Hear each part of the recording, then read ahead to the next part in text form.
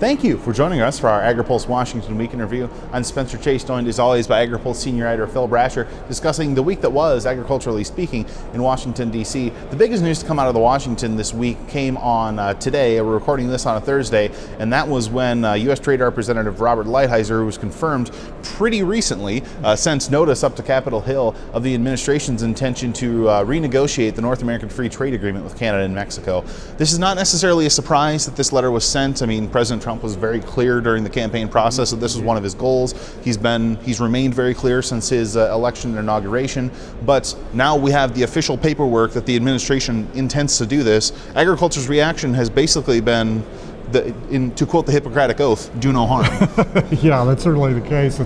Since agriculture, generally, most commodities really benefit from NAFTA, trade into Mexico and Canada, two of the three biggest trading partners, the third being China. I just so happened that I ran into former Agriculture Secretary Tom Vilsack, who was off the Senate floor. He was speaking to the Senate Democrats this afternoon about rural issues. He's now, of course, working with the Dairy Export Council. They have a big issue with Canada in terms of restrictions on ultra-filtered milk coming out of the upper Midwest. I believe Wisconsin and New York.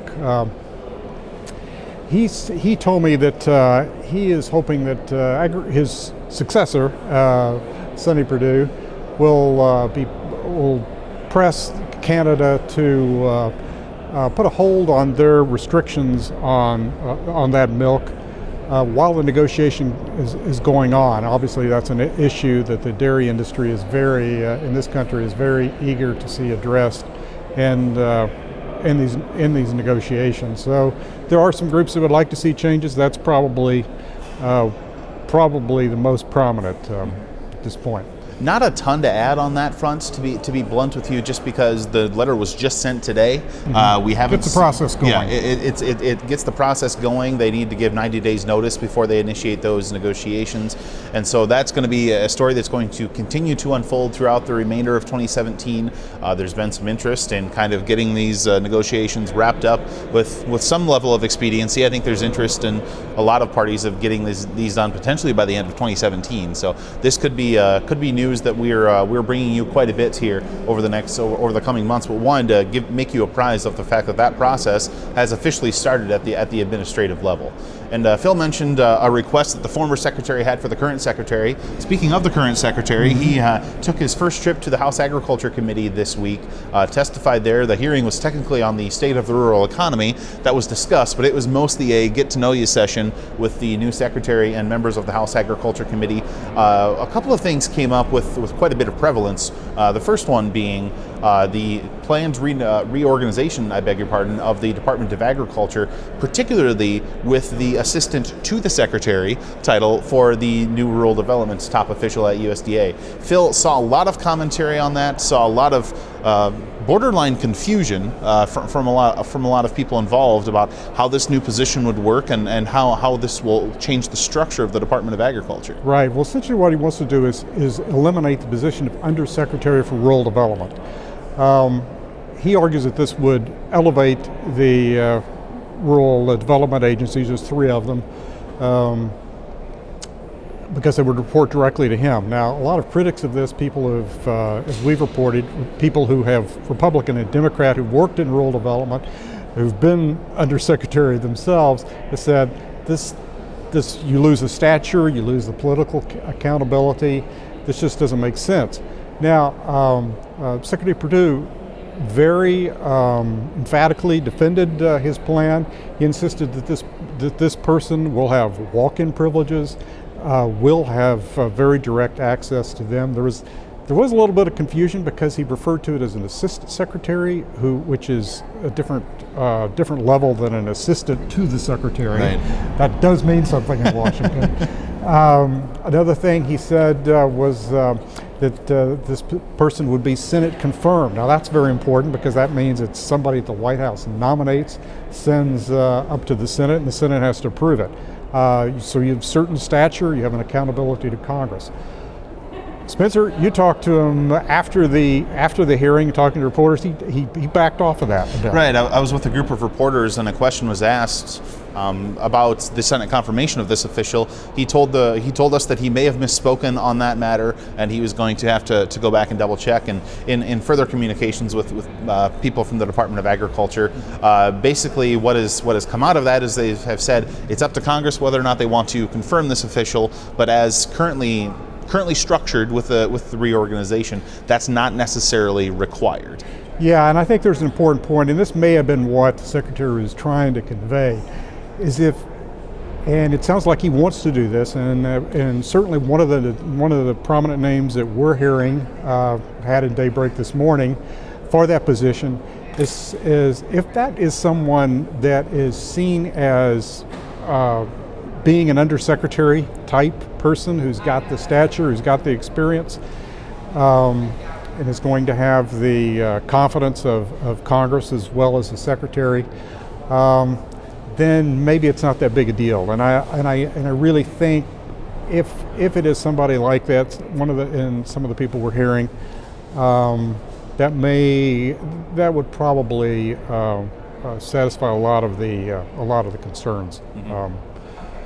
Still wouldn't be somebody that the Senate has to confirm, but it could be somebody that has a stature that will be seen as keeping rural development on the forefront. On that note, we haven't heard any kind of an official announcement from the Department of Agriculture and things like a deputy secretary and some undersecretaries. We've reported a number of names based on information that Phil and Phil and the rest of the folks at Agri-Pulse have been able to compile, but nothing official from the Department of Agriculture in terms of appointments quite yet. But we do also want to mention another topic of conversation at Secretary Perdue's hearing yesterday was a potential fix to the cotton programs at the Department of Agriculture, and he said he's really limited in what he can do on that front. Yeah, I think very, very limited as well. No real good news out of that for our friends in the cotton sector. They were unable to get, they've been trying to get made eligible or get cottonseed made eligible for the price loss coverage program in the Farm Bill. They wanted Secretary Vilsack to do that administratively.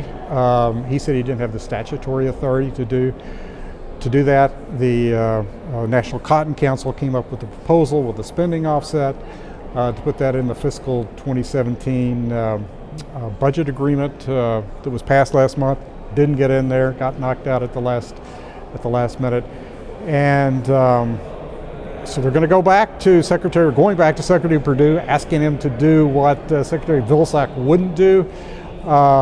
He gave no sign that he could do that. He said, my options now are very, very limited.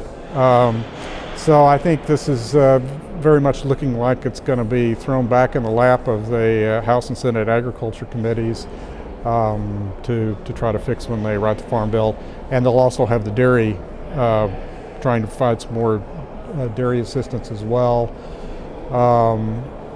improving the margin protection program for dairy, which is another one of those are probably the two biggest spending issues that the committees are going to face when they write the Farm Bill. Mm-hmm. Yeah, House Ag Committee Chair Mike Conaway saying and expressing his disappointment in no uncertain terms at the end of that hearing yesterday about the current state of the cotton issue within the Department of Agriculture and the relationship thereof with Capitol Hill. Some very fiery comments from the dais of the House Agriculture Committee. Yeah, I have to say there's some hard feelings between the House and Senate Agriculture Committees right now, particularly the House Committee to Senate Ranking Member Debbie Stabenow.